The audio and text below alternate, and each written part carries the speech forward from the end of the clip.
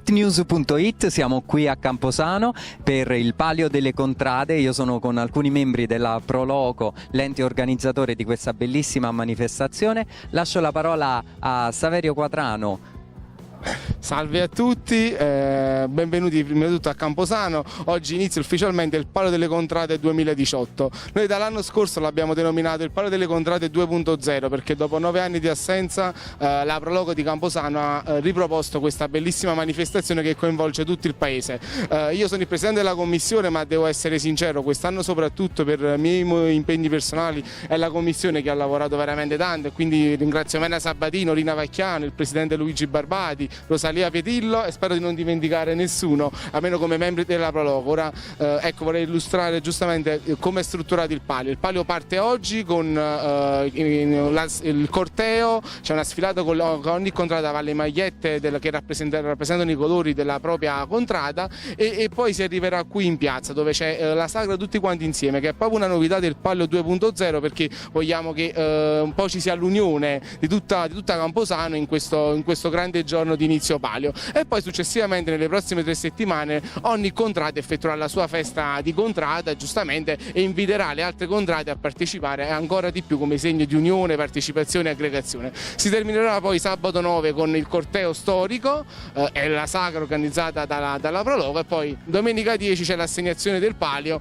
prima con il Palio dei Fanciulli ideato da Rina Vacchiano e poi col gioco del carrucciolo che assegnerà il palio. E partecipiamo anche noi di streetnews.it.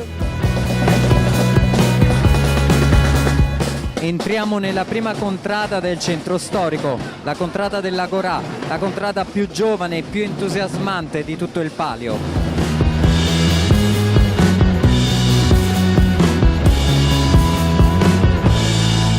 Entriamo adesso nella contrada Basciaroce, rosso il colore che li contraddistingue, la contrada della passione, della grinta, il colore che accende come sempre ogni anno gli animi del palio.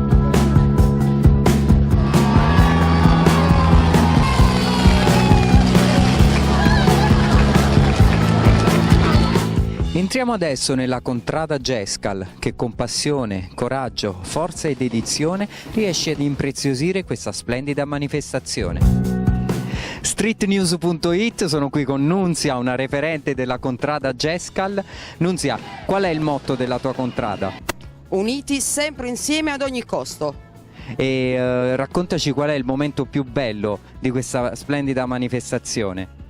Fino ad ora il momento più bello è stato quando siamo riusciti ad alzare lo striscione, per un semplice motivo: le funi si sono rotte più volte è caduto, però ha resistito agli urti. Entriamo nella contrada Abbadia, dove i ragazzi primeggiano per il loro impegno e coraggio. Non a caso sono i detentori del Palio dei Fanciulli 2017. Ragazzi, quest'anno chi lo vince il Palio dei Fanciulli? Chi lo vince? No. Sempre noi, sempre noi! In bocca al lupo!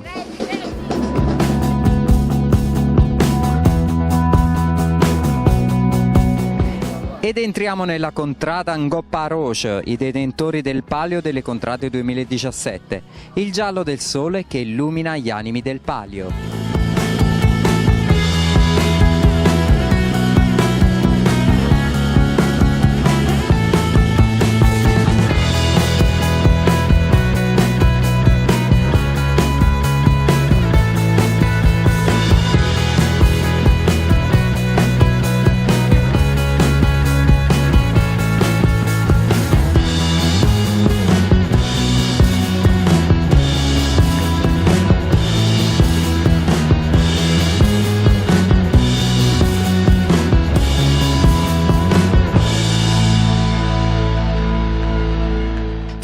Ripetiamo tutti insieme l'hashtag 3, 2, 1, partecipa anche tu!